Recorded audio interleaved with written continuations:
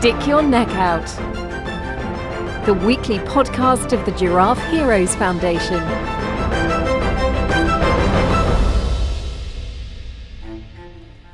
Super speed, telekinesis, invulnerability. Those and more are the best superpowers of all time, at least till the 20th century.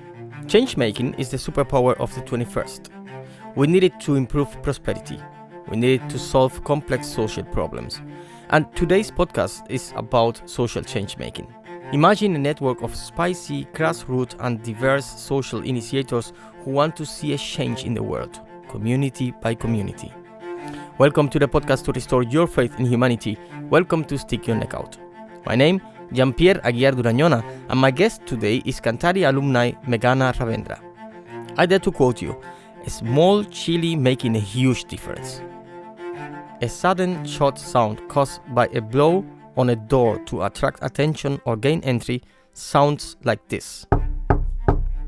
Now, if you want to put this sound in words, there is a rhetorical figure, or I love them, that helps the use of words whose sound suggests the sense. The onomatopoeia of this is knock, as for K-N-O-C-K. And the Kanthari alumni just gave this onomatopoeia another meaning. And Meghana is here to explain. Welcome, Meghana, to our podcast. Thank you so much for having me, Jean-Pierre, on the podcast. It's an honor to be on the same platform as other inspiring change makers. Yeah, it's really a pleasure that you are here and you accept my invitation, hoping to establish a cross-border collaborative platform for Kanthari graduates and friends to share ideas, challenges and solutions. In March, Kanthari started the initiative KNOCK, as for Kanthari Network of Change and Knowledge. Meghana was asked to coordinate this entire network. How is it going so far? So far it's going great, and we started with this idea of building a network of change makers, of basically Kanthari graduates who've passed out since 2009 and are doing some or the other social change work in their own spaces or with other organizations. The idea was to have a support system for each one of us. Because being a Kanthari graduate myself, when I went back to my place after completing the course, I realized a lot of people didn't relate to me. And they didn't know why I was like this or why I had suddenly become this fiery chili, voicing out challenges that I see around me. And every Kanthari goes through this once they graduate. So we felt that there has to be a support system where we understand each other and we can share our skills, where we can share our knowledge, and also support with our own networks. So that was the idea behind it. And right now we are working on building it. It's still at the very initial stages.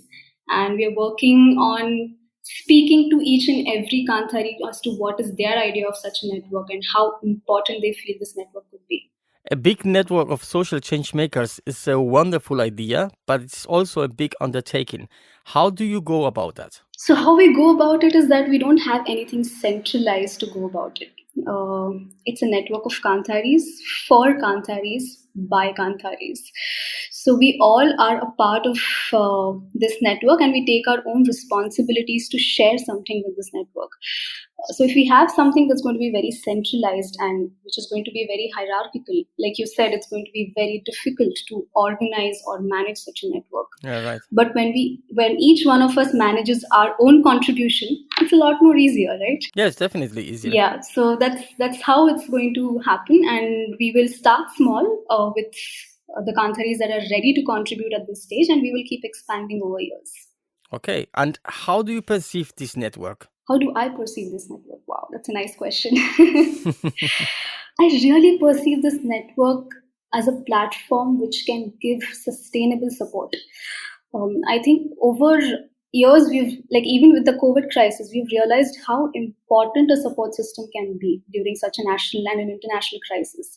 And having this network during a crisis time will be so motivational or such a confidence booster, because all of us would be going through similar challenges, and knowing that there's someone out there who understands this and I don't have to explain it again and again as to what my challenge is can be a huge benefit. So that's how I see this network as. For you, is this network something really significant? Why do you think it is so crucial to build a network of social change makers across the world? So there are so many social change makers across the world, even outside Kanthari, and we are all really engrossed in the change that we are making because we have our own challenges. Like we don't connect a lot of issues that are there personally as well, even professionally as well, and we get caught up in our in the work that we do, in the passion that we have. But we need to look beyond this. How can these social change makers come together and amplify and magnify the effect of change? So today, the change that I want to bring in one location, if there's someone who's supporting me from across the continent, I may be able to bring a much larger change Yes, definitely. in another part of the world.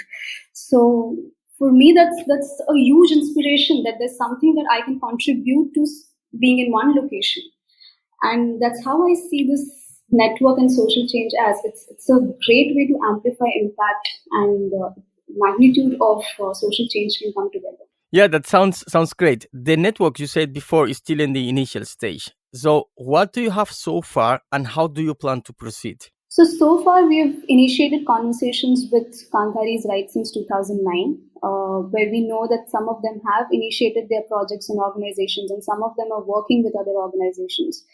So we've started understanding what they feel about a network, what is their understanding of a network. So while strategizing about how the network should be, I understood that each one of us will have a different definition of network. What is a network for you may not be the same for me. And it's so important for us to understand this because otherwise our expectations will differ. What the kind of support we need from each other will differ. So that's the current stage right now where we are understanding and coming to one page. And even if we don't come to one page, that's fine, but we still have an understanding that where do we need to contribute and what is the expectation out of us. Speaking about understanding, there are some guidelines at KNOC. How are you planning to handle the leadership of so many queen bees? Kanthari goes by something called flat hierarchy. And the whole point of a flat hierarchy is that everyone contributes and there is no one person deciding for all. So even when it comes to knock, if we are going to come up with guidelines, that's something that we will all come up with together. What is something that works for all of us and what is something that does not work for us. It could differ from country to country, it could differ from region to region, but it's important that everyone's involved in creating these guidelines. Other than just a regular startup, mostly you actually have to do with rather tough destinies and fates that require help and support. And if your project is running well, it makes a difference how much energy you go on investing all the time. So how do you cope with this dilemma? A day still has only 24 hours, right? Yeah, that's true. Wow, that's a tough question, actually. So how do I cope with this dilemma? I think I've always been passionate about what I do, and over years, the kind of commitment that I have towards my passion is something that I can say that I'm a little proud of. You But can be. yeah. So right now, how I'm coping up with it is I need to completely focus on something that is as large as this being entrusted upon me, and that's the reason I'm at Kanthari. I've shifted my base completely from where I was living to living at Kanthari right now, and being with the people who understand me and who just know who I am gives me a lot of confidence and energy to continue doing what I'm doing. So even if I work for 20 hours or 24 hours in a day, I wouldn't mind. Yeah. So there are days when that happens, when I work for like a stretch of 20 hours, but then I also realize I need to take out time for myself. So traveling is one way that I take care of myself. Traveling is really important. This next question is a little bit dense. Let's see if we can get to it. So networks are often organic and can become ineffective if they are overtaken by a single person or entity. Yet they also require leadership to be successful.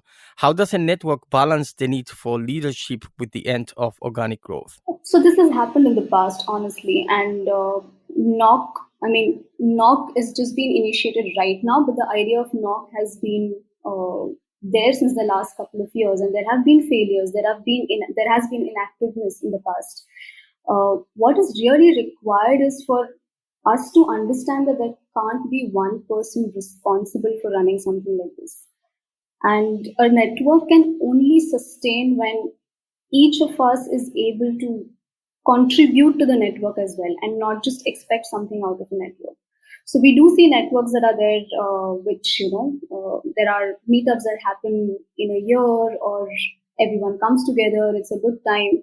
But there has to be something beyond that for it to sustain. And that is what we are looking at when it comes to knock. What are the different initiatives that we can take as individually, as a Kanthari graduate, what initiative can I take to ensure there's a sustainability of network in my country? And similarly, any other graduate who can do the same for their country. Yeah, that sounds like a good plan. But because the non-profit sector is so resource constrained and competition for money is so stiff, there is often a perceived risk to building networks. But how can and why should non-profits overcome this and become more networked and connected? I just have one word answer to this. That's collaboration. Anything that's focused on collaboration magnifies your impact. So, like you rightly said, that there is a lot of competition in the non-profit sector, and there's competition in terms of funding as well. But imagine what if we collaborate with each other and bring a bigger impact. We are able to get our networks together, our individual networks together, our donors together. And instead of making an impact in one city, we're making impact in several cities. So collaboration defies competition is what I feel. Yeah, really nice feeling. So, holistic creativity coach and author of The Connect Worker, Michelle Genaye, puts it like this. Networking is not about just connecting people. So, what is networking about? Networking is definitely not about just connecting people. Networking is about what can we do with that connect. And since we are already defining concepts, what about change making, or better, social change making? What is it and why is it so important now more than ever? Let's look around us. We are in the middle of a crisis. And this crisis is bringing out struggles and challenges which are at a magnitude that we'd not thought of. It is now really important that we collaborate with each other, that we come together. We understand that this connect can go beyond just being a connect with each other, and we can solve larger problems together. When it comes to kantharis, we have worked in spaces and challenging spaces where we have brought some change in our own regions. And how do we use this knowledge to support someone else who's struggling at the same time with similar challenges? So now is really the time that we should look at supporting each other. Speaking of changing and kanthari and education, Meghana, you are also the founder of Moringa, an organization that cares for anxiety disorder of students by offering alternative learning possibilities. You were no stranger to stress and anxiety as a student yourself. How was it, and how did you come up with the idea of Moringa? So, frankly, I came up with the idea of Moringa and Kanthari itself. Before that, I had thought of building an alternative school, maybe, because I realized that, like me, a lot of children do not relate to the education system. Yeah. So, I realized that I have an anxiety disorder only when I was an adult. And I didn't know this as a kid. I just knew something was wrong, and people did not understand me, or they did not like me, or I wasn't good enough. I can't imagine that somebody doesn't like you. So that was the case, and and I struggled through my childhood to keep myself afloat. That maybe the world doesn't like me, or my family doesn't like me. I didn't have friends when I was in school. I think that's the best time to make friends. But I never had friends in school. So I realized that started in school, because there are different environments in which anxiety manifests. One is at home, with your parents, your family, your siblings. Second is at school, because that's the place you spend the most time apart from home. And third is maybe with peers or other external factors as well. And for me, it was school because that's where I met anxiety for the first time, where I was told that I was not good enough. And as I grew up, this started showing in my behavior as an adult. Like today, I feel that anxiety has become a disability for me. There's a lot of argument around this that whether anxiety is a disability or no. And I believe that it is a disability because it stops you from functioning Yeah, definitely. Yeah. on certain days. So, how do you tackle this? How do you tackle something which is not seen? It's invisible to you, right? You cannot see anxiety. It's something that's going on in your head over and over again. That's when I understood that, okay, I need to take a step up and I need to understand why is this happening and what can I do about it. So when I looked at the education system as a teacher, I used to teach at a government school for 2 years. Before that, I used to assist a lot of teachers. I volunteered at different orphanages and different schools where I could interact with children, I could teach children. And I realized that even 20, 30 years down the line, this has not changed. The expectations still remain the same. The expectations are still that you get good marks, you get good grades, you get into a good college or a university, and you get a good job, a high paying job or a decent paying job. And that's how success is defined as. But what about those who do not connect with this? Yeah. That's how Moringa started. The moringa Right? is a plant I'd call magical. It is a source of traditional medicine in a lot of countries, also in Cuba, for example. Your organization is also called Moringa. Why is that, and what does it have to do with the plant? So, if you know, Moringa is also called the miracle tree. And I believe children are like that. They are miracle trees. They are a miracle in itself, in themselves. And the world fails to recognize this. We look at children as, as commodities at times, that, they are supposed to fulfill these desires or these benchmarks that the system sets for them. And in that process, we forget that they have so many talents, they have so much of potential, they have so much within them that they're unable to show us. And that's how Moringa came out. And for me, Moringa is what it symbolizes every child. Moringa is working towards a more child-centered education system that focuses on well-being. As you pointed out earlier, Moringa seeks to provide children with skills to take charge of their learning, while working on sustainable inventions to bring changes in the mainstream system. So, how is the system treating you with your idea? Um, Actually, interestingly enough, not too bad. That's good Uh, news. yeah. So in fact, I did fail a couple of times before I started, and I realized that I was coming out too strong to the system. That I was telling the system that you're not good, and you need to go, and it doesn't work for many children. But the system doesn't want to hear that.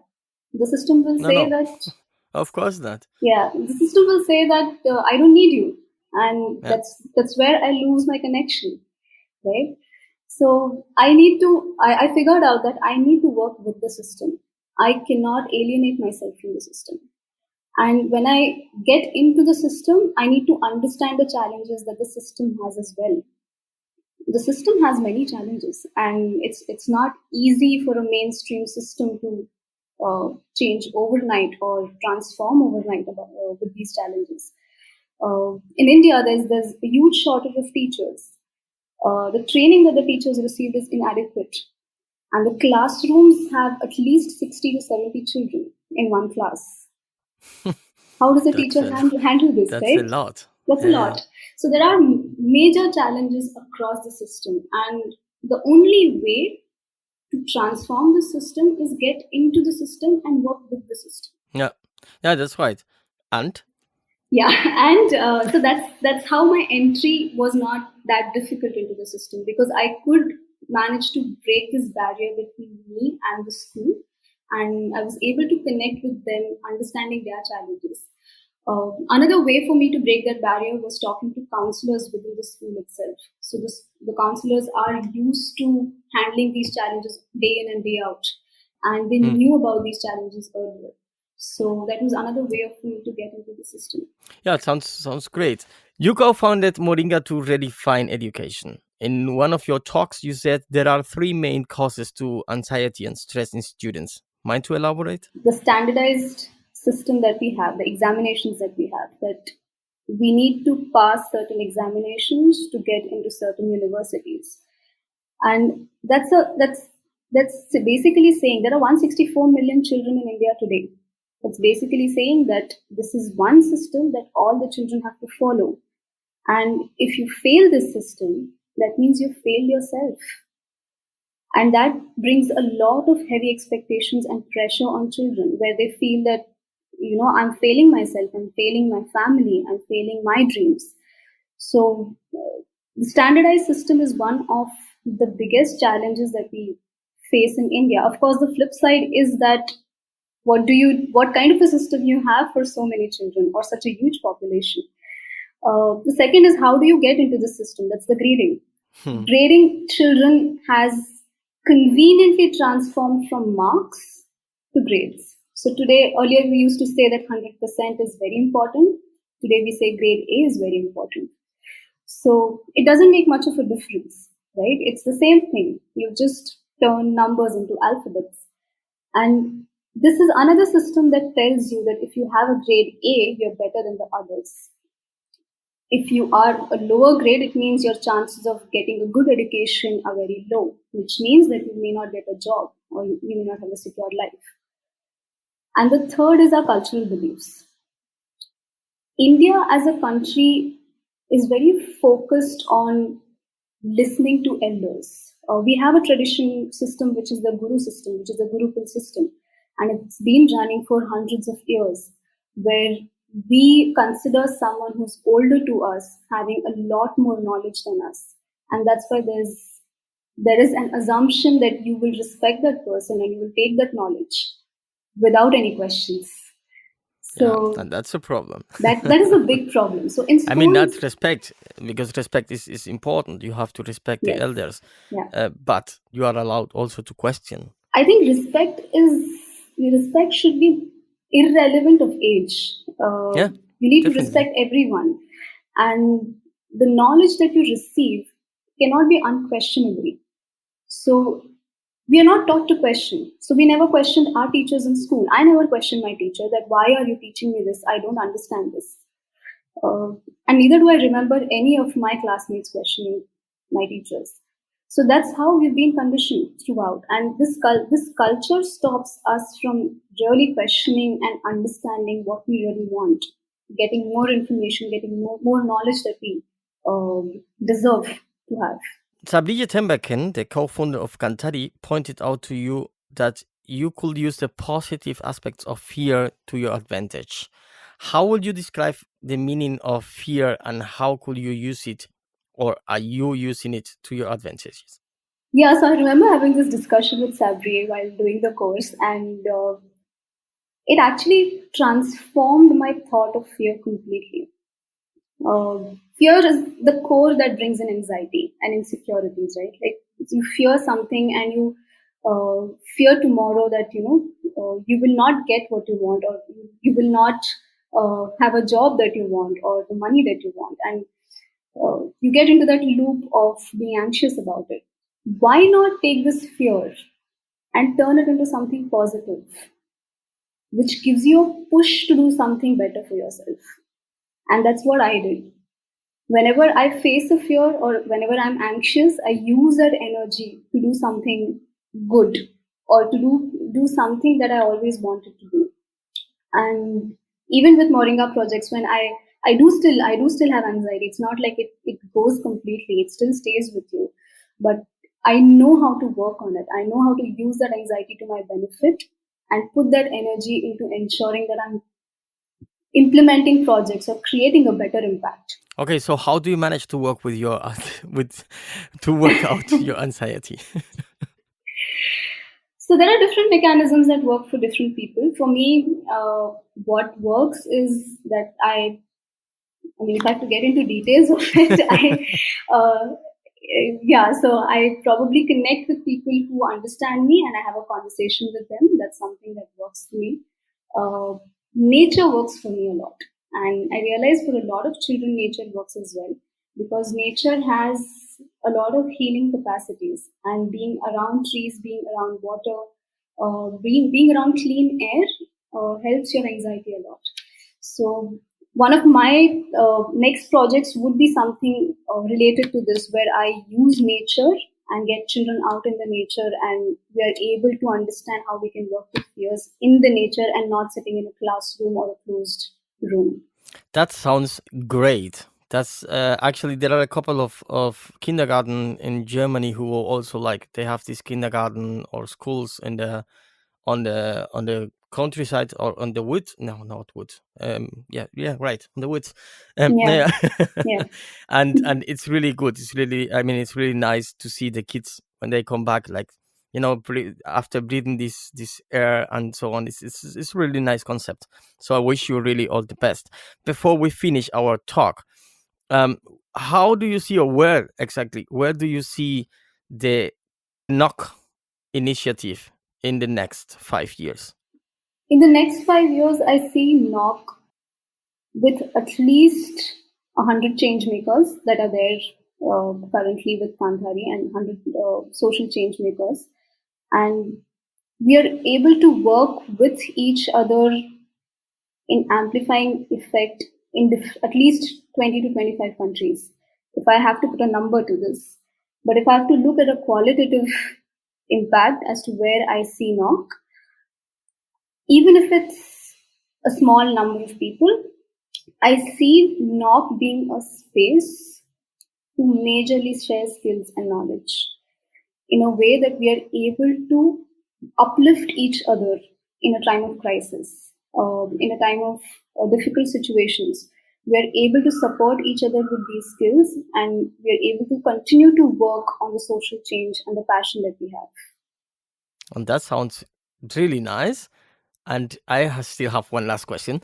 What exactly are you doing as a coordinator of this social network? How can I picture your work? Okay, so right now I do almost everything. It's right from strategizing as to what this network is going to be, to connecting with all the Kanthari graduates, to understanding how do we proceed, brainstorming on how do we proceed with this, looking at legal aspects in every country as to how foreign funding can happen, and what all resources do we need to ensure that this network sustains.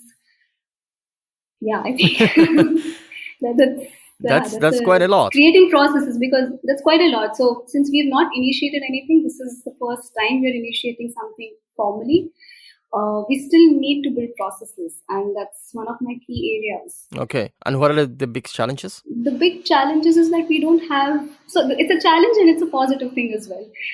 There's nothing to look at, right? Like, I mean, there's no base. You're starting from a scratch. So there's just a vision that you have. You have a vision that you want to reach, but you don't know how to reach because you've not done this before. But that's also a positive side because you have nothing to compare to. So you can experiment as much as you want and do a lot of trial and errors, fail multiple times, and then grow up and continue to do this. Thanks, Meghana, for this 360 degrees talk around all those vibrant topics that kept you busy. Thank you so much, Ampere. It was great to talk to you. It was very, very informal, and it was easy to talk to you. Thank you so much.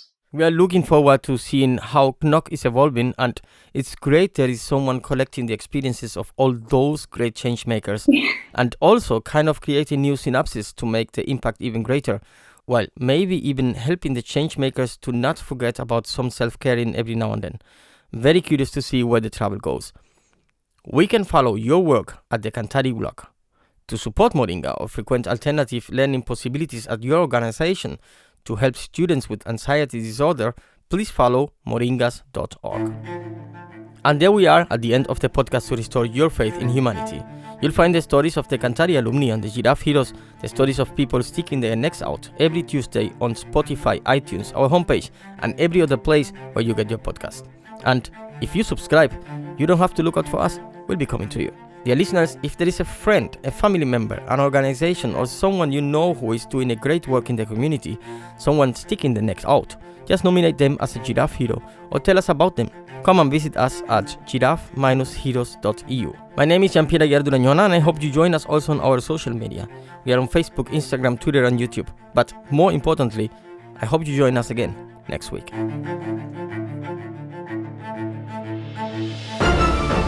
Stick Your Neck Out, the weekly podcast of the Giraffe Heroes Foundation.